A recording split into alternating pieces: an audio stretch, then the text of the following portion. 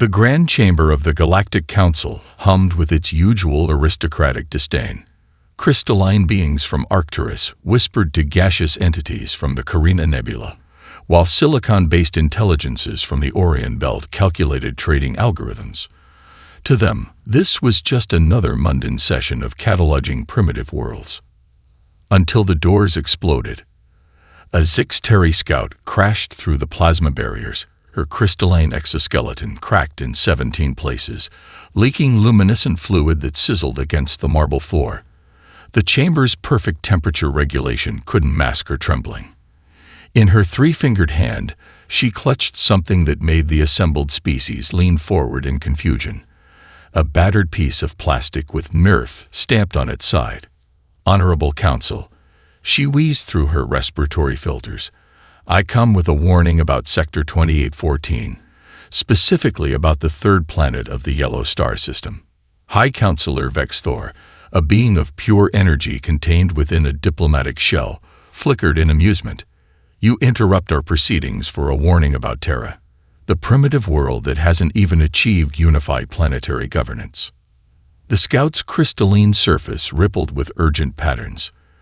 With respect, High Counselor, their lack of unity is precisely what makes them dangerous.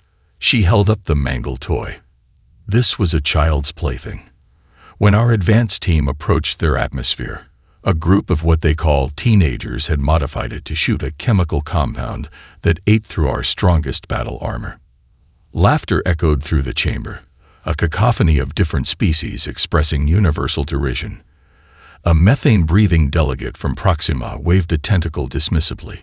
Your report states they still burn fossil fuels. They wage wars over primitive resources. Half their world doesn't even have basic spaceflight capability. The Scout's voice sharpened. They don't need it. While we watched, they turned communication devices into weapons, recreational vehicles into assault craft, and educational facilities into military research centers. They're civilians. They're children. Adapt faster than our military scientists. She activated a holographic display, showing footage of her team's disastrous reconnaissance mission. The Council's amusement faded as they watched a farming vehicle, modified with salvaged alien technology, disable a military-grade stealth ship. A group of humans using handheld devices, smartphones, the Scout explained, hijacked and crashed 3 automated scout vessels. But the most dangerous thing, the Scout continued, her voice dropping, is their imagination. Every human we observed could conceptualize multiple solutions to any problem instantly. They don't think in linear paths like we do. They think in chaos, in possibilities, in what they call what-if scenarios. High Counselor Vexthor's energy form pulsed with concern for the first time. Surely their primitive technology. Their technology is irrelevant. The Scout's outburst shocked the chamber into silence. They adapt anything they touch.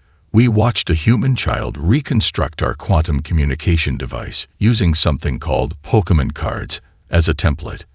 They don't follow technological progression patterns. They leap, they twist, they break rules they don't even know exist. She pulled up another hologram, showing a suburban garage where a gray-haired human female had reconstructed an alien power cord using kitchen appliances and gardening tools.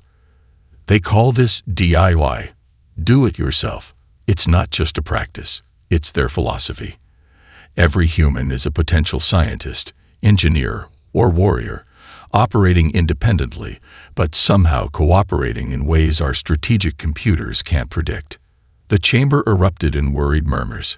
The High Counselor's energy form flickered rapidly, a sign of deep disturbance. Your recommendation, Scout. Mark the sector as forbidden. Place warning beacons.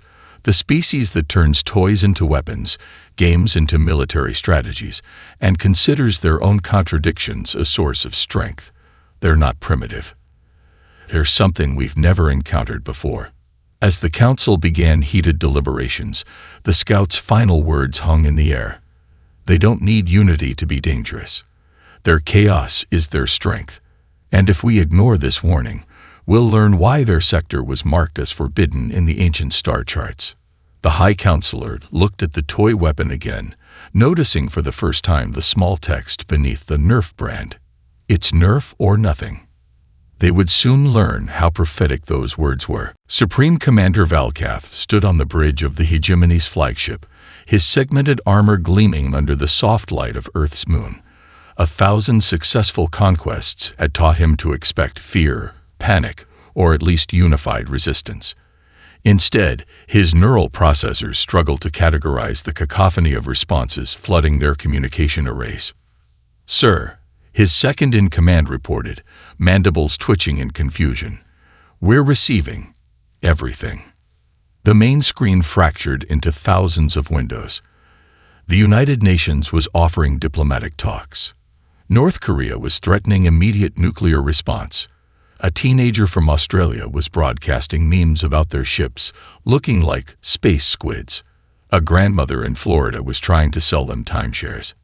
Impossible, Valkath muttered as their diplomatic AI crashed for the third time. No species has ever responded with such chaos. Their first target was Houston Space Center. Standard protocol. Destroy their space command. Shatter their unity. Watch them crumble. Valkath had executed this plan on 1,000 worlds. But Houston was ready. Not with military might, but with something far more dangerous: human ingenuity. Dr. Amanda Reynolds stood in mission control, her coffee cup still steaming as alien ships descended. "Jerry," she called to her assistant, "remember that bug in the deep space array? The one that kept creating feedback loops." Jerry's eyes widened. "The one that nearly fried the system last month?" "Yeah." Amanda smiled, the kind of smile that had preceded some of NASA's most brilliant and unorthodox solutions. "Let's make it worse." While Valkath's fleet positioned for their first strike, Amanda's team reprogrammed their deep space communications array, transforming a scientific instrument into a weapon using principles the aliens didn't even know existed.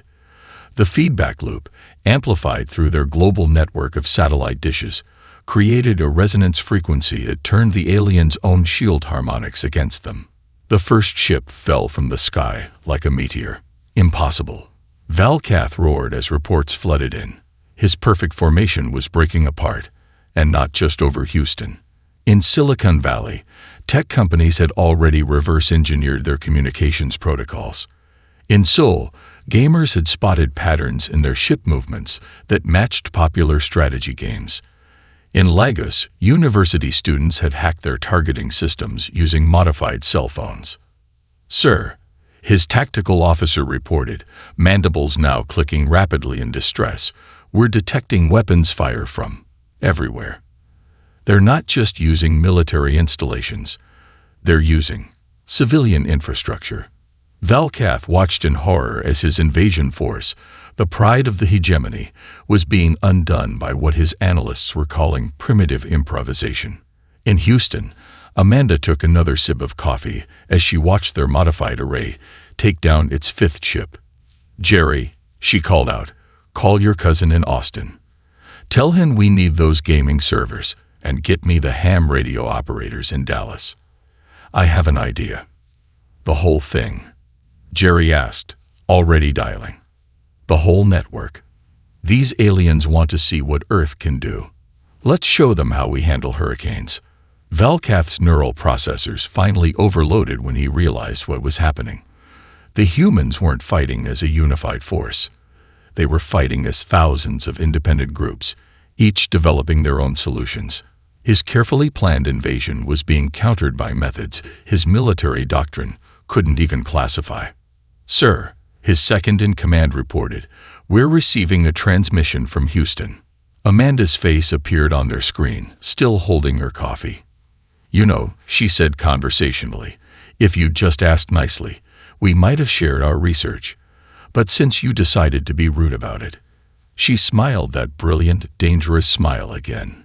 "Welcome to Earth. You might want to buckle up." As more ships began falling from the sky, Valkath realized the truth. They hadn't invaded a primitive world.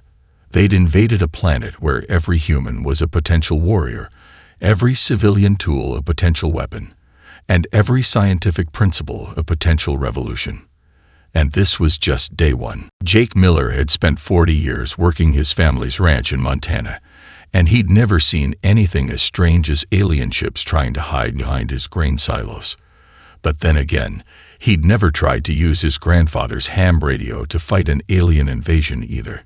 "You getting this, Earl?" Jake spoke into the ancient microphone. It scratched metal warm under his calloused fingers. The radio setup, older than most of his farm equipment, hummed with an odd frequency that made the aliens' cloaking fields ripple like heat waves over summer asphalt. "Reading you loud and clear, Jake," Earl's voice crackled back. "That frequency you found is doing something weird to my TV signal, and I can see 3 of their ships clear as day now. They look mighty uncomfortable." Jake grinned, adjusting the dial with the precision of someone who'd spent decades fine-tuning equipment. "Seems these fancy space folks never counted on us still using analog. Sarah, get on that internet thing and tell everyone what we found."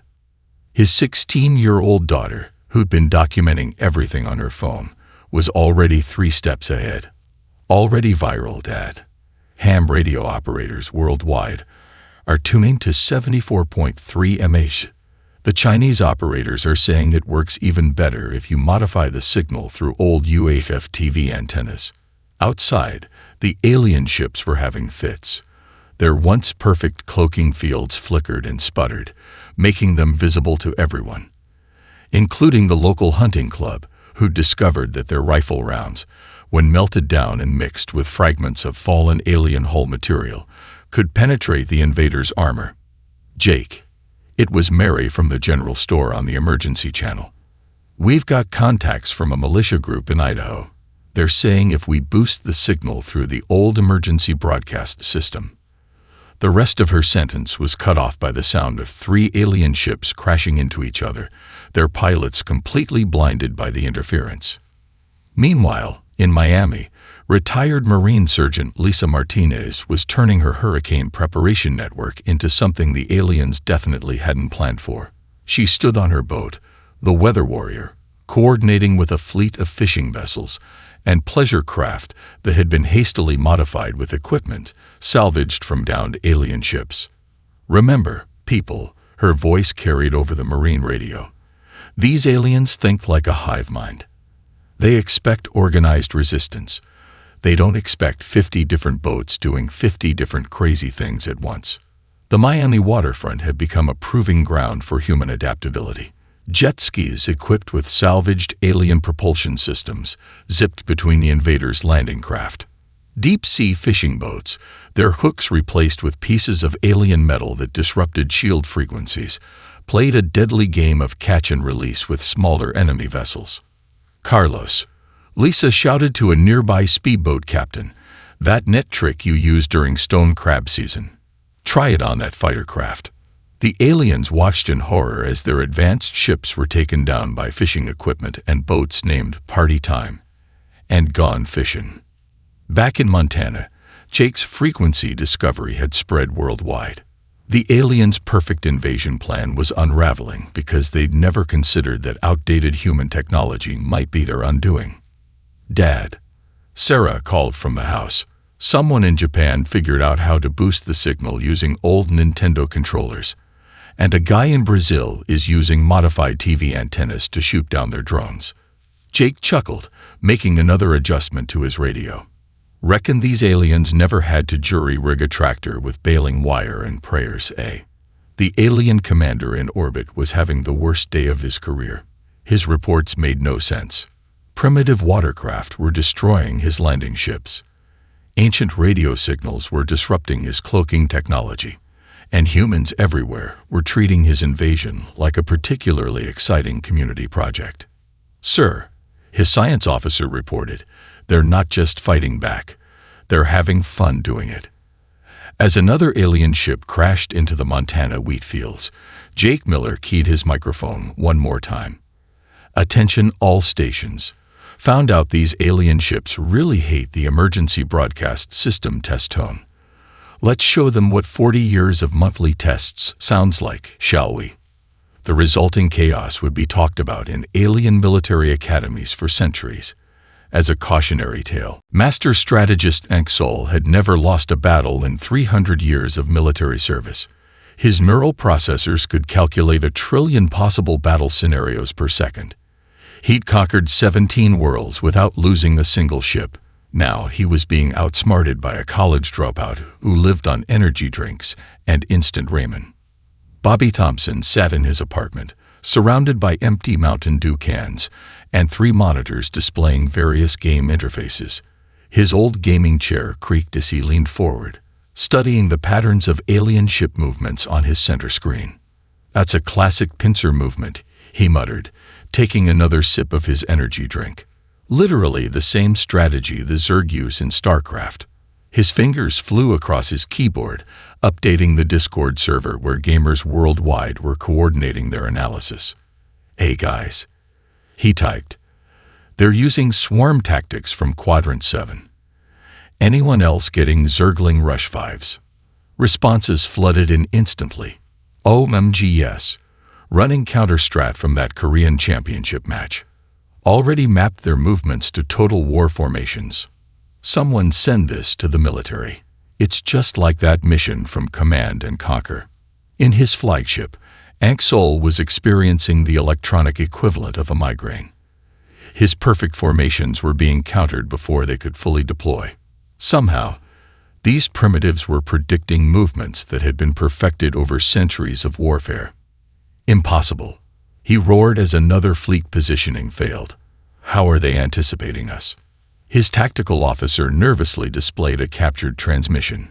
Humans worldwide were treating his invasion like a real-time strategy game, and they'd been practicing for this moment their entire lives. Bobby took another handful of chips, examining the new tactical display. "Their AI is good," he commented to his worldwide audience of gamers-turned-tactical advisors. "But it's predictable. Like playing against a computer on hard mode. Complex but not creative." He opened another bag of chips. "Watch this," he typed, beginning to implement a strategy he perfected in countless late-night gaming sessions. Anxol watched in horror as his fleets were forced into exactly the positions the humans wanted. Their defense wasn't just effective, it was familiar.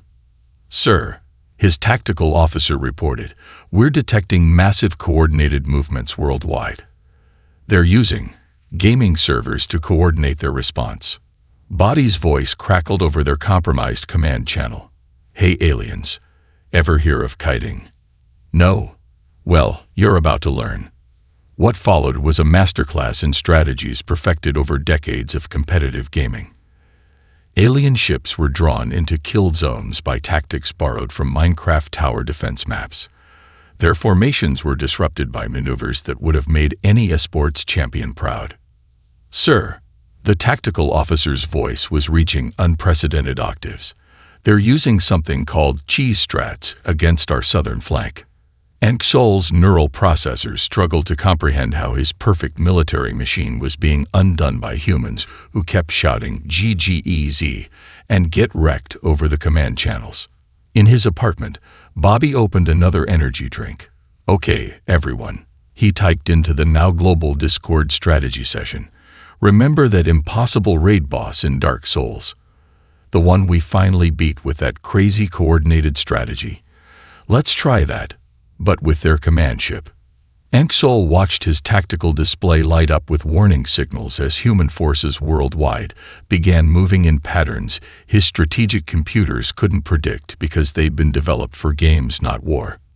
"Sir," his tactical officer said quietly, They're spawn camping our reinforcement points." Bobby leaned back in his chair, a grin spreading across his face as he watched alien ships falling into exactly the patterns he predicted. "All those hours Mom said I was wasting on games." He cracked his knuckles, preparing to coordinate the final push. Who's winning now? As Anxol's perfect battle plan crumbled in the face of strategies perfected in virtual worlds, he finally understood. He hadn't been fighting against a primitive military force. He'd been fighting against millions of humans who had spent their entire lives practicing for this moment. They just hadn't known it until now. and they were having the time of their lives doing it. Mike Davidson had taught coding at Oakland Technical High School for 15 years. He'd seen kids turn cafeteria spoons into lockpicks and graphing calculators into gaming consoles. But watching his advanced placement computer science class crack alien encryption using Minecraft redstone logic, that was new. Mr. D, Jenny Chen, a sophomore with rainbow hair and keyboard calluses, waved her hand frantically. Their base code. It's just like Python 4.0, but backwards. Mike leaned over her screen, his coffee forgotten. The alien code scrolled past, and suddenly he saw it too. Holy, they're using quantum binary, but it's structured like a mobile game engine. The entire class shouted in unison. The classroom erupted into a frenzy of typing. Kids who'd spent years making mods for games were now modifying alien code. Students who'd learned coding to make their phones work better were reverse engineering alien AI. Principal Martinez. Mike spoke into his phone, watching his students work with fierce concentration. Remember how you said my coding club was a waste of school resources? Well, we just figured out how to turn their own ships against them. Across the bay in Silicon Valley, tech companies were having a field day. At Google, programmers realized alien targeting systems could be confused by the same algorithms they used to filter spam. Facebook's pattern recognition software, designed to identify fake news, was perfect for predicting alien ship movements. It's beautiful, Mike muttered, watching the streams of code his students were producing. They built their whole system on quantum computing, but they never imagined we'd approach it like debugging a phone app. Jenny raised her hand again. Mr. D, we found their command protocols. They're using something like blockchain. But, she grinned, the same grin she'd worn when she'd hacked the school's vending machines to give free snacks during exam week. They never heard of speedrunning exploits. The aliens monitoring Earth's networks watched in horror as their supposedly unhackable systems were being undone by what they considered entertainment software. Their quantum-encrypted commands were being bypassed by techniques developed for jailbreaking phones.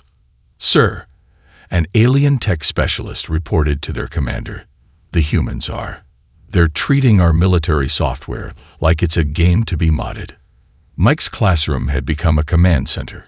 Students who'd been making dating apps last week were now coding viruses that made alien ships play "Never Gonna Give You Up" on all frequencies. A kid who'd been struggling with basic loops was now using those same loops to create feedback in alien targeting systems. Remember, Mike called out over the clacking of keyboards, what's the first rule of coding?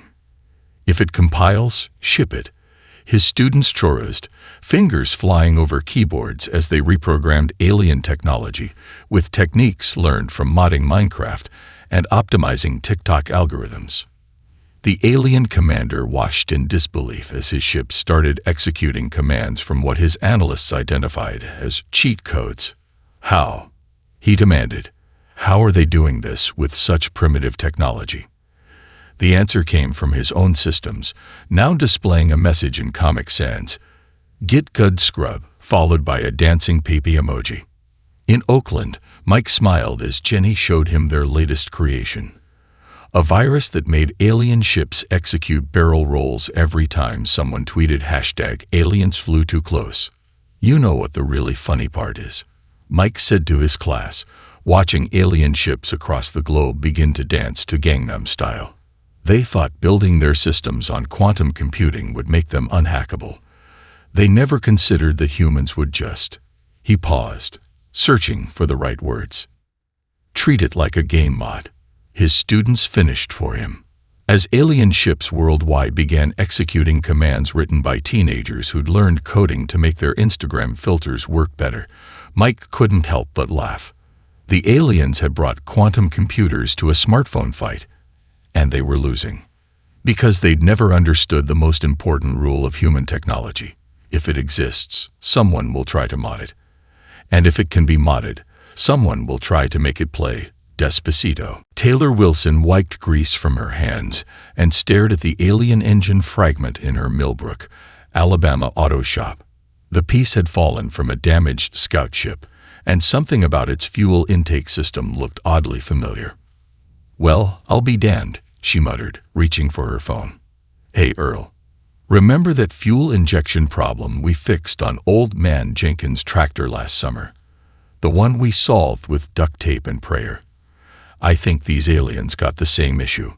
Her garage, Wilson's Auto and Diesel Repair, had become an unlikely center of technological revolution.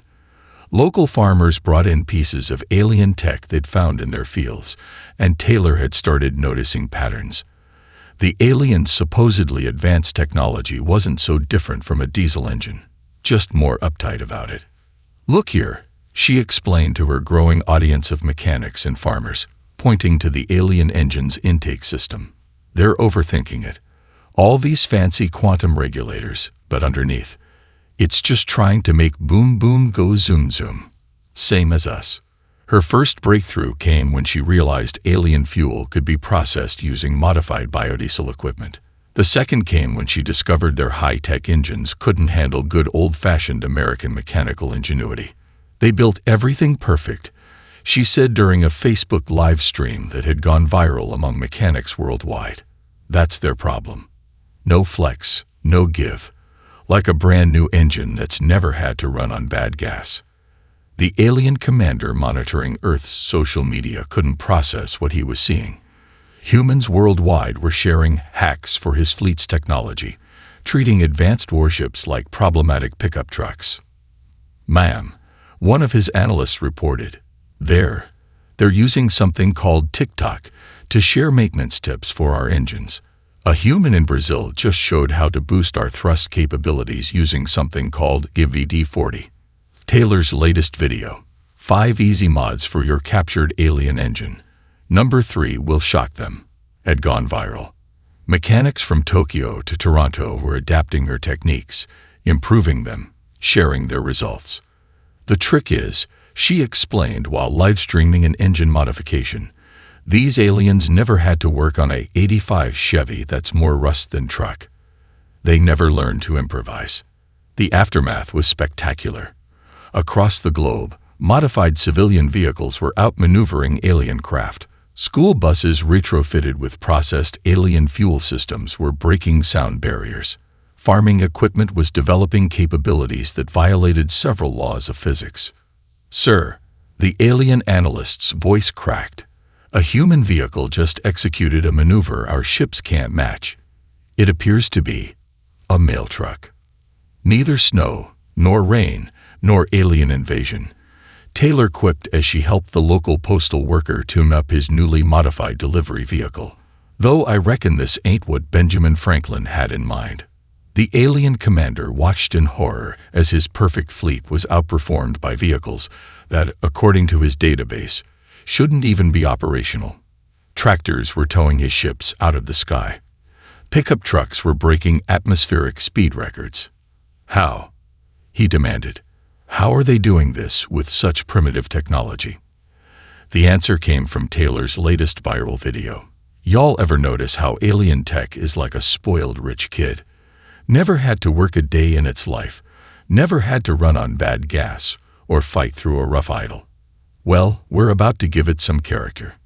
As modified human vehicles worldwide began running circles around alien ships, Taylor started her next live stream. "Today, folks, we're gonna learn how to turn your riding mower into an anti-aircraft platform. But first, don't forget to like and subscribe." The aliens had brought perfect machines to Earth, only to discover that perfection was no match for humans who'd spent their lives keeping imperfect machines running through spite, creativity, and liberal applications of duct tape. And they were sharing all their tricks on social media. Walt Harrison hadn't taught chemistry at Albuquerque High School for 3 years, but his garage lab still smelled like a mix of science fair projects and coffee. Today, though, he wasn't grading papers. He was staring at a piece of alien shield technology through his late wife's reading glasses. "The crystalline structure," he muttered, making notes in a composition book. "It's just like that time Tommy Rodriguez tried to make rock candy and ended up with glass." He paused, a slow smile spreading across his face. "Well, I'll be damned. The alien shield fragment had been recovered by his former student, Maria Sanchez, now a firefighter who'd noticed something odd about how the alien shields reacted to different chemicals during firefighting attempts. "Mr. H." Maria called from his driveway, carrying another fragment. The guys at Station 7 found something weird. When they used the foamed suppressant, the shields kind of flickered. Walt's garage had become an impromptu research center. His kitchen counters were covered in beakers and everyday chemicals. The alien technology that had stumped military scientists was about to meet its match in a retired chemistry teacher who'd spent 30 years teaching teenagers not to blow things up. "It's all about entropy," he explained to Maria, mixing common household chemicals in precise measurements. "Their shields are too perfect, too ordered. And what did I always teach you about nature? Nature loves chaos." Maria grinned, remembering countless classroom lectures. Walt's first breakthrough came from his collection of cleaning supplies. "Look here," he demonstrated, applying a mixture to the shield fragment. "Their technology fights against disorder. But if we introduce just the right kind of chaos, the shield fragment dissolved like sugar in hot coffee." His discovery spread through an unlikely network, the National Science Teachers Association's Facebook group. Soon, science teachers across the country were replicating and improving his formulae using materials from their own supply closets. The alien fleet's chief defensive analyst was having the worst day of his career. "Sir, the humans are. They're defeating our shields with cleaning products." Worldwide, science teachers were turning their classrooms into weapon labs. A physics teacher in Boston discovered that common soap disrupted shield harmonics. A chemistry professor in Tokyo found that mixing sports drinks with antacids created a compound that ate through alien armor. "The beauty of it," Walt explained during a Zoom call with other teachers, "is that we're not fighting their technology. We're working with basic chemical principles they never considered. They built their shields to stop energy weapons, not Mr. Clean." His kitchen counter had become a production line. Local mothers who'd once brought him baked goods for parent-teacher conferences now brought cleaning supplies and went home with bottles of shield-dissolving solution. "Sir," the alien analyst's voice reached a new pitch of panic. "They're sharing the formula through something called TikTok, with musical accompaniment." Walt's latest video, "How to Defeat Alien Shields for the Science Fair," had gone viral. The methodical, step-by-step instructions, delivered in his patient teacher's voice, were being translated into dozens of languages. "Remember," he concluded each video, "always wear your safety goggles, and please show your work." The alien commander watched in horror as his impenetrable defenses were undone by what his database identified as common household chemicals mixed by elderly education professionals. "How?" he demanded. "How are they doing this with such basic compounds?" The answer came during Walt's latest live stream. "Today, class, we're going to learn about chemical reactions, our lab materials, whatever's under your kitchen sink. And remember, the aliens may have quantum shields, but they never had to deal with what happens when you mix bleach with, well, let's find out." As shield systems worldwide began failing to solutions mixed in measuring cups and labeled in careful teacher handwriting, Walt started preparing for his next video.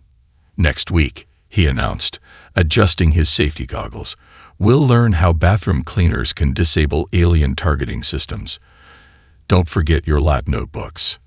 The aliens had brought quantum shields to Earth, only to discover they were no match for humanity's most patient and methodical minds, its science teachers. Jessica Wildcard Cooper hadn't flown combat missions since retiring from the Air Force, but as she strapped herself into the modified crop duster, she felt more alive than ever.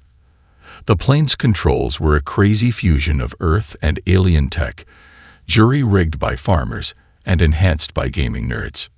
"Tower, this is Wildcard," she radioed, though Tower was now just Billy's treehouse equipped with salvaged alien sensors, ready for final test run. The discovery had been accidental. During a dogfight over Kansas, they'd noticed something peculiar. Alien pilots couldn't handle high-G maneuvers that human pilots considered routine. Earth's gravity, it turned out, had been training humans for space combat all along.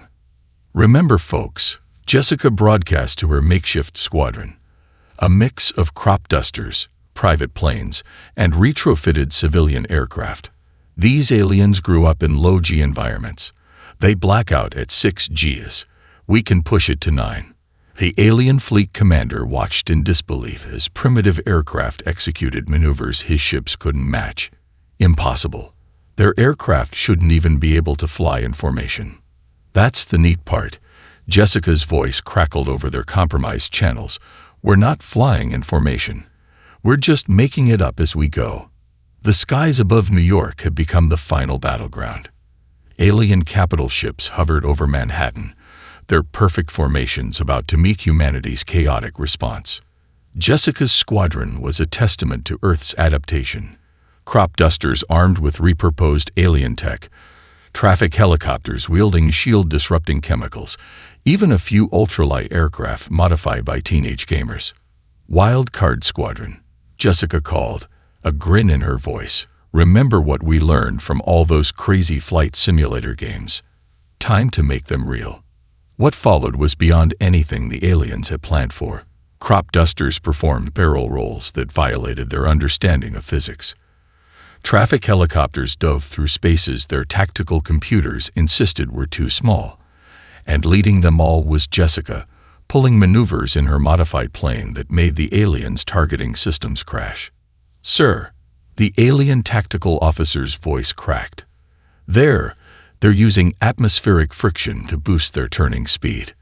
The gravity should be crushing them. Jessica's voice came over all channels, calm as a summer day.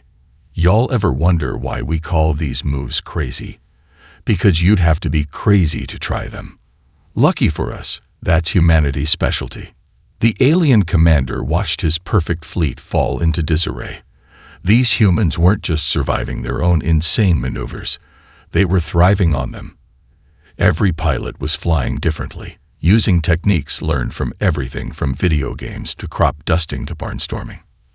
Remember what my old flight instructor said? Jessica broadcast to her squadron. There's bold pilots, and there's old pilots, but there's no old, bold pilots.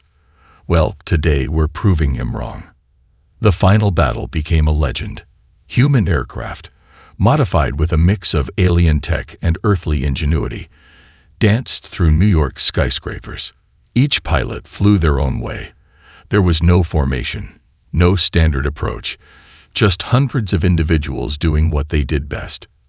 "Sir," the alien tactical officer whispered, "they're not just defeating us. They're having fun doing it." As the last alien capital ship retreated from Earth's atmosphere, Jessica keyed her radio one final time. "Here's the thing about humans. We don't just adapt. We enjoy the challenge. You brought us perfect technology, and we made it better by making it messier." The alien commander, watching Earth's defenders celebrate with aerial maneuvers that should have been fatal, finally understood. They hadn't just invaded a planet. They'd awakened a species that turned limitations into advantages, that found joy in chaos, and that had been unconsciously preparing for this moment through every game, every hobby, every crazy idea they'd ever pursued.